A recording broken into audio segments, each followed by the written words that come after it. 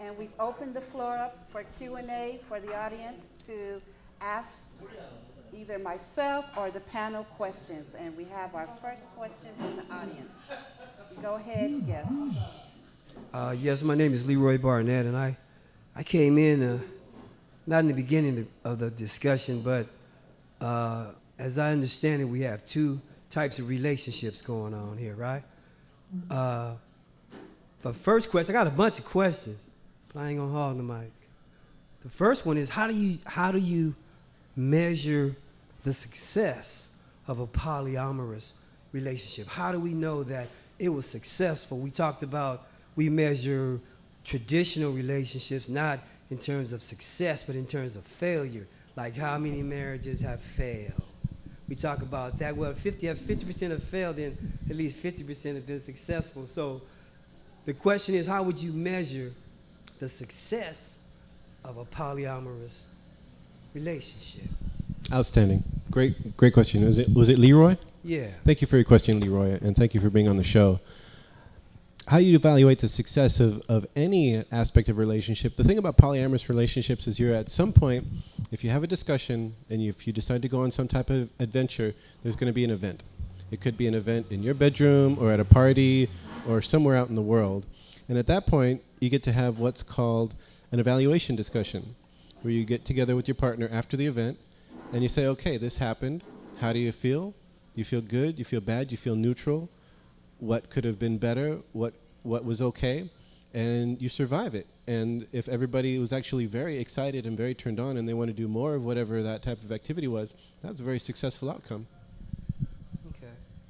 And if there's more to talk about and more feelings to process, then there you go too.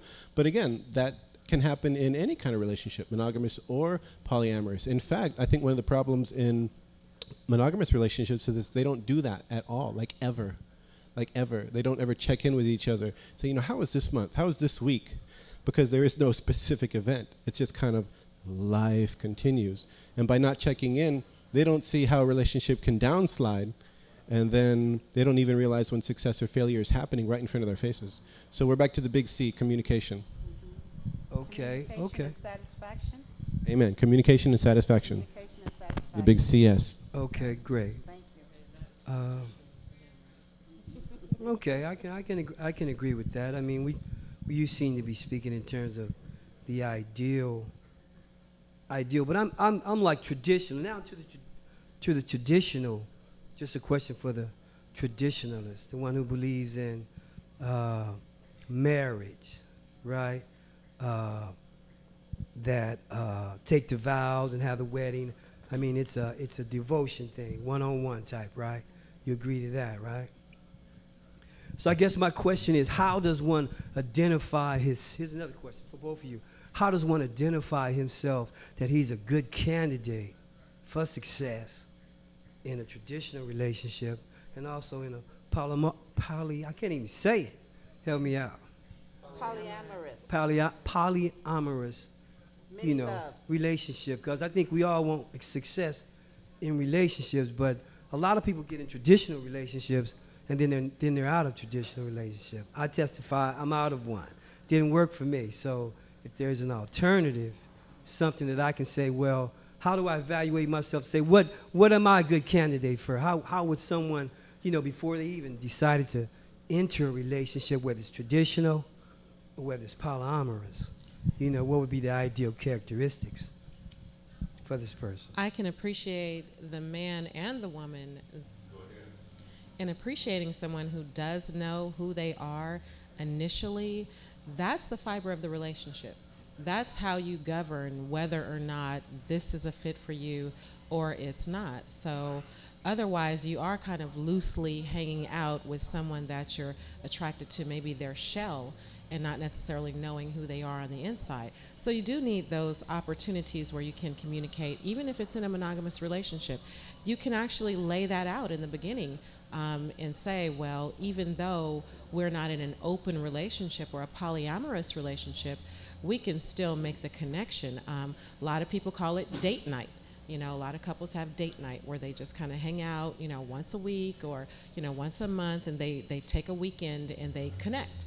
you know. So, you know, you're right. You know, when you don't make that connection, that's when you drop the ball in a relationship. So, you know, just kind of knowing yourself ahead of time.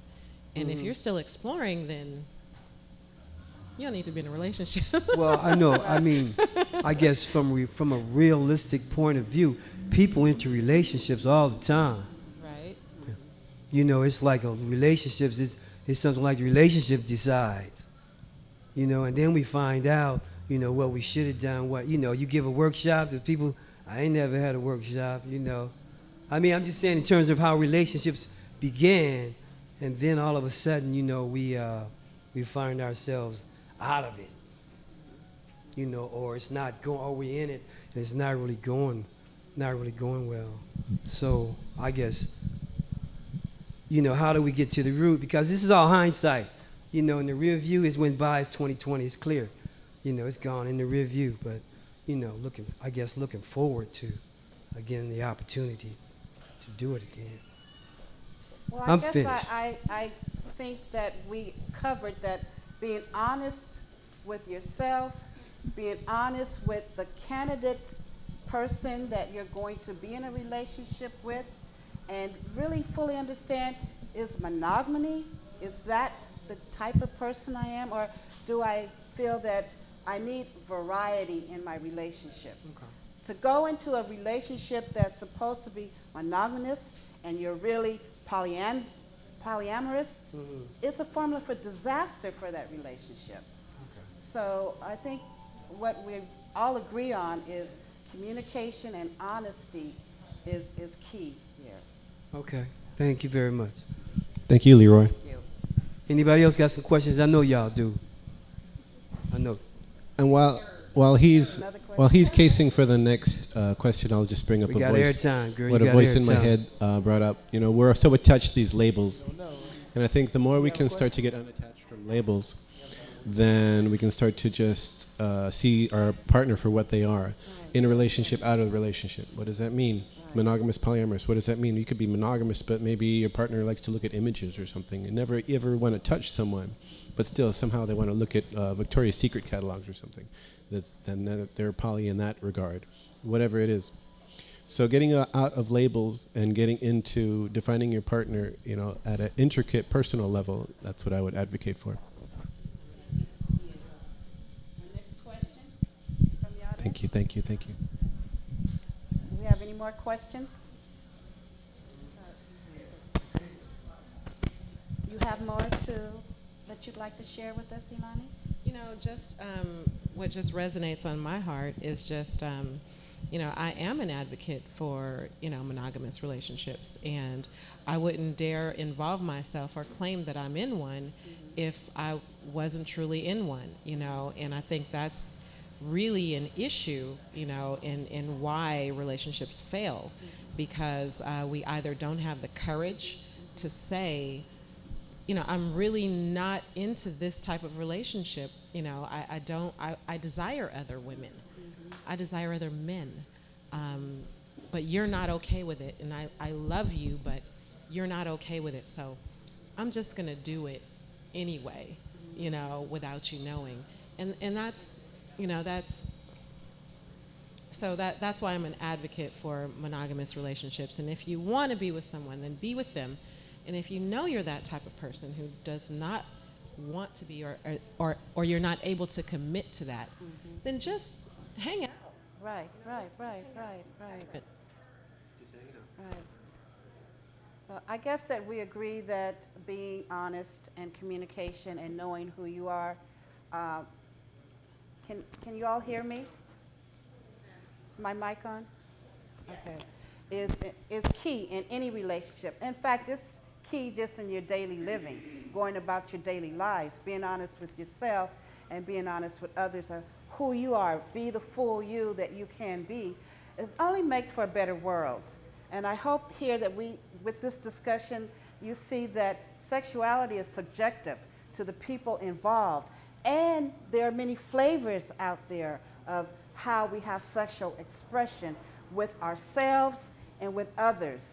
And so I hope that this opened up an avenue where you can see that there are options out there. Not one is better than the other, because as we see, there are historical aspects around polyamorous relationships. There are biblical aspects around polyamorous relationships. So it behooves you to find out who you are and to stand in that place of integrity with yourself and with the other person. And so thank you very much for sharing this segment with us. We're going to go into a commercial break, and we're going to bring our personal chef out, and we are going to have an aphrodisiac beverage described for us so that you, our audience here and our audience at home, can replicate this yummy aphrodisiac beverage. I want to thank Diego and Illani. You are excellent panel members. Thank you for gracing me with your presence and with your wisdom. Thank you ever so much. And thank you, M. Shari. It was amazing to be on Tingle. Thank you, M. Shari. It was amazing to be on Tingle Talk on YouTube. And I want to thank our DJ Magic, Fresh in the Mix, freshinthemix.com. Check him out. Yes. Does our boy Eddie have a website? Eddie, our production crew, we aren't over yet. Okay. Yeah, I'm going to roll the credits Okay. at the end All of right. it. I just want to spread some love. Thank you anyway. Oh, and I'm Diego at lovetoyadventures.com, so come check it out. Yes. And Diego's going to be our next guest, May the 2nd, and our topic is extreme sex toys. You don't want to miss this one at all.